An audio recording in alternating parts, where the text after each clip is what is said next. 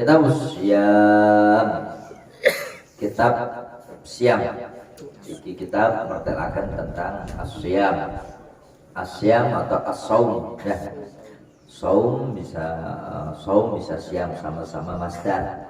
Ya, dari kata soma yasumu sauman wasiyaman. Ya, soma yasumu sauman wasiyaman. Jadi masdarnya dua, bisa saum bisa siam. Kata dasar masdar itu kata dasarnya, ya kata dasarnya bisa saum bisa siam.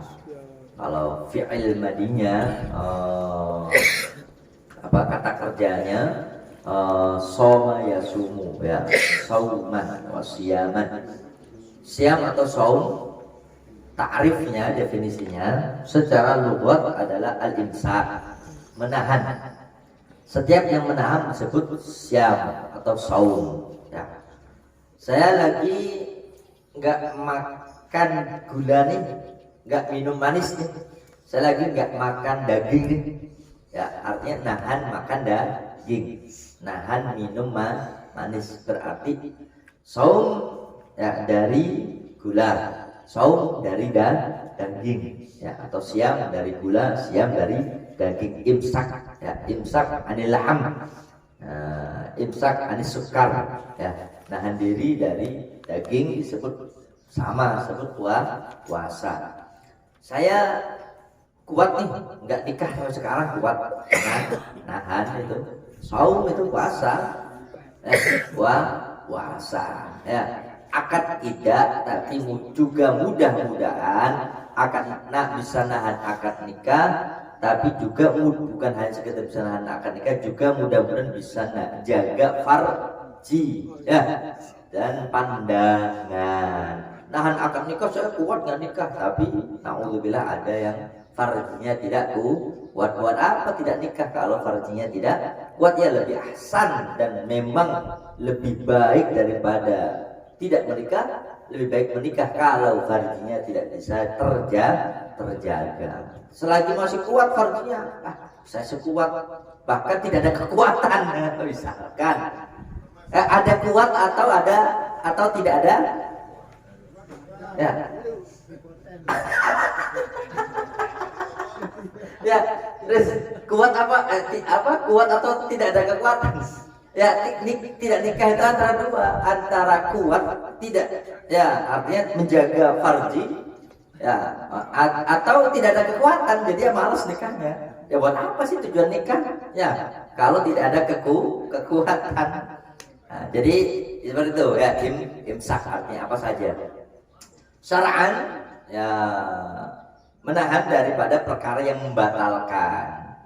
Kalau di dalam syariat batasannya itu dari mulai terbit fajar sampai terbenamnya matahari, itu secara syariat.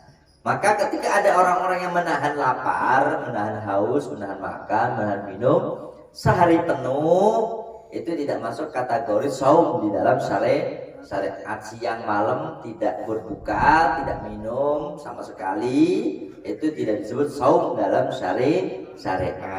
Nahan lapar sih ya nahan lapar, nahan haus ya nahan haus, tapi tidak disebut saum dalam syariat. Bukan hanya nahan lapar, nahan haus biniyatin makhsusah, dengan niat yang khusus, ya. Tidak orang yang tidur dari mulai subuh sampai maghrib tanpa niat disebut puasa, tidak.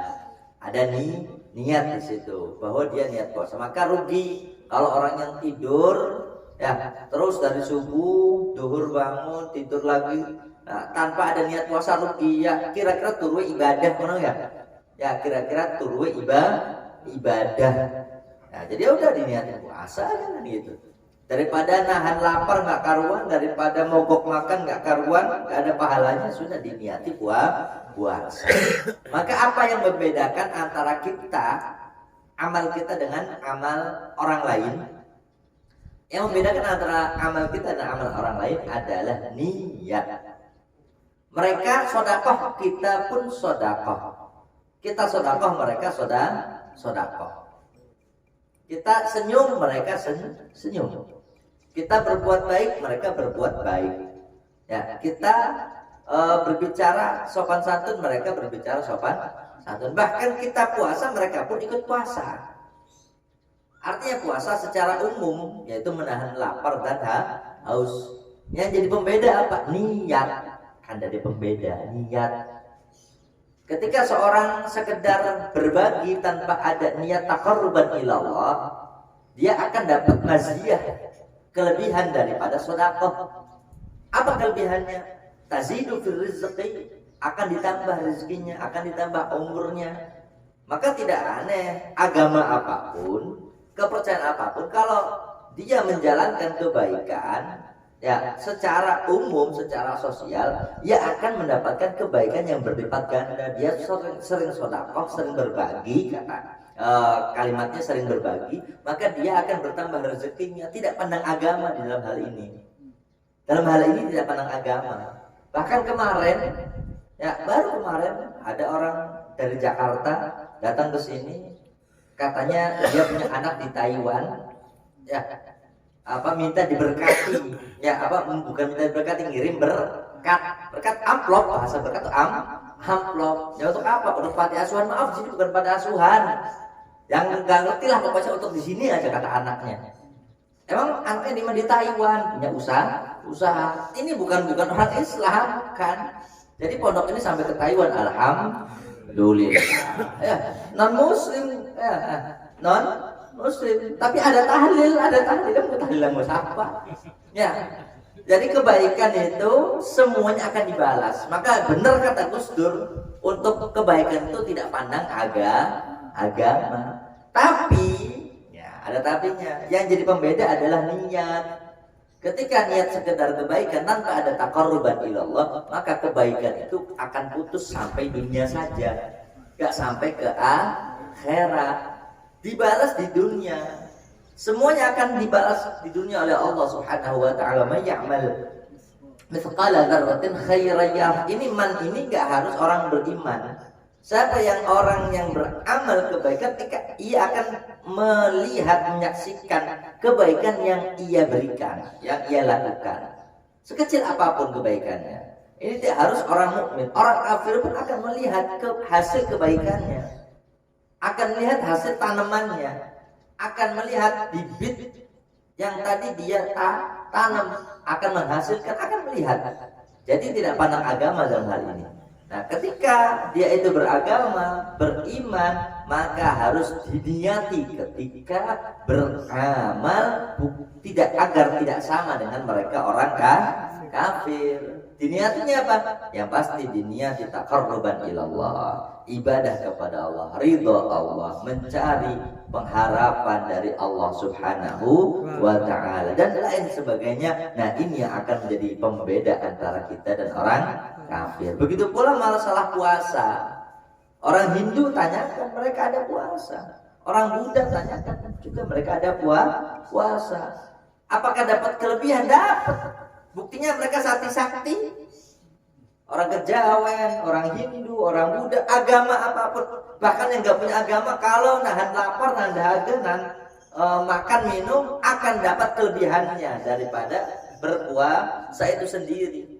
Bukan Allah memberikan pahalanya, bukan, tapi Allah berjanji kalau orang yang menahan lapar, menahan makan, akan mendapatkan keutamaan, kelebihan di dunia. Bahkan punya seolah pancara indra ke-6 tak apa. Itu kelebihan daripada orang berpuasa, tidak pandang agama. Ya, jadi jangan disangka orang yang bisa melihat kebatinan itu pasti dia itu kasaf, tidak. Dia dari hasil bahasa kita tiraatnya dia, dengan caranya dia yang memang tujuannya untuk itu, gitu. Tujuannya memang untuk itu. Tujuannya untuk sakti, untuk kebal, untuk bisa melihat ini dan itu. Tapi kalau kita bukan tujuan untuk itu, boleh tidak kita tujuan untuk itu? Boleh saja, silakan. Tujuan pengen kebal, pengen sakti, pengen apa, silakan. Tapi nanti yang akan didapatkannya itu saja. Maka minimal saya mau sakti amberan supaya bisa menjaga kiai misalkan. Minimal seperti itu. Bisa menjaga ulama misalkan, bukan hanya sekedar sakti jadi tujuannya, bukan. Sakti itu tahapan. Saya usaha dagang pengen kaya. Kayanya kan bukan terakhir, bukan tujuan utama dan terakhir, bukan. Kaya itu baru tahapan kedua setelah usaha. Setelah usaha dapat hasil, dapat rezeki, kaya dan lain sebagainya, cukup. Setelah mencukupi, saya akan memberikannya untuk fakir miskin, minimal untuk keluarga, menopang kehidupan, tidak minta-minta dan sebagainya, mensyukuri nikmat Allah Subhanahu wa taala. Finishnya itu. Jadi finishnya bukan kekayaannya, gitu. Jadi ketika beramal apapun jangan jadikan tujuan dunianya itu finish. Tujuan dunia boleh dijadikan, sholat duha ada tujuan dunia boleh, tapi itu hanya tahapan agar mendapatkan yang berikutnya. Proses terlalu jauh tidak? Ya pasti terlalu jauh, karena kita memang berbelit-belit pengen cari ridho Allah. Panggung kita memang terlalu jauh, karena memang tujuannya kita bercampur seperti itu. Beda dengan para ulama. Apa jari kita si sholat duha, apa jari puasa, apa jari qiyamul lail, apa jari Gusti Allah mai apa, tujuannya kita sih langsung Gusti Allah Subhanahu wa taala. Tidak ada tahapan lagi sudah. Kalau kita kan kelasnya tahapan tadi. Ya, kelasnya dunia, kelasnya duit, kelasnya rabi, kang ayu, kelas ini dan itu, ya, agar mensyukuri, agar puas, agar ini dan itu, kan gitu. Maka ribet, kalau kita nih ribet, ya, wong bodoh kayak kita ribet, tapi wong ulama, wali, nggak ribet, langsung tujuannya Allah Subhanahu wa taala tanpa memikirkan tahapan. Ya. Kita bersiam, kita puasa, syarat itu wujub bersiam, syarat wujubnya puasa atau syarat wajibnya puasa adalah satu asya'a 3 pertama Islam, wal bulughu baligh wal aqlu akal. Jadi wong puasa kudu Islam, kedah balik, kedah berakal. Artinya selain Islam dia tidak disebut puasa dalam syariat. Ya puasa bukan puasa dalam syariat. Tidak diberi pahala oleh Allah Subhanahu wa taala puasanya. Wal qudratu dan mampu ala shaum, mampu atas puasa.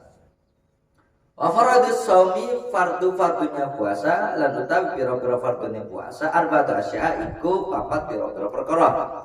Sujine aniyatun niat wal imsaku lan nahan anil akli saking mangan wasyur bilan nginum atau ngombe wal jima'u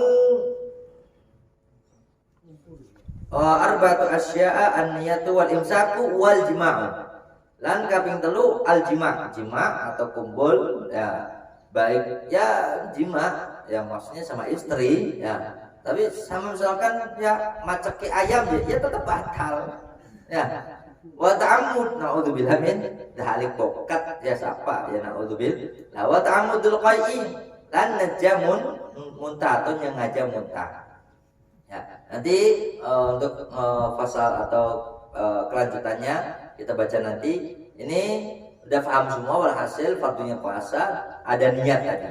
Ya niat puasa lillahi ta'ala, bukan sekedar untuk apa-apa, lillahi ta'ala. Bukan sekedar nahan lapar mengkopakan, tapi niat puasa lillahi ta'ala. Imsak makan, nahan makan minum, jima. Nah yang terakhir ta'amudul qai'. Nah apa?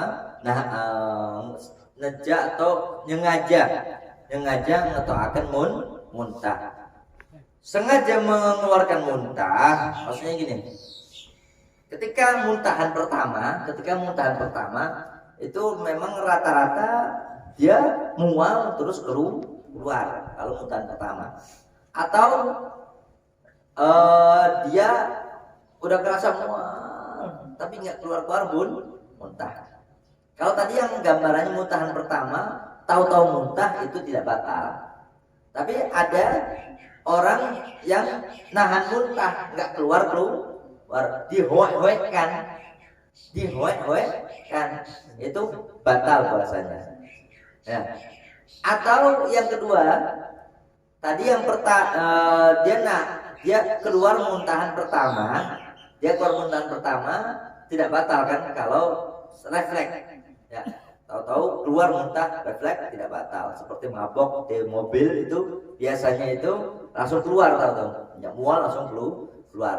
Nah biasanya ketika begitu keluar itu kan nggak tuntas biasanya, diurut kan, diurut ya, petangnya dia terus ongot,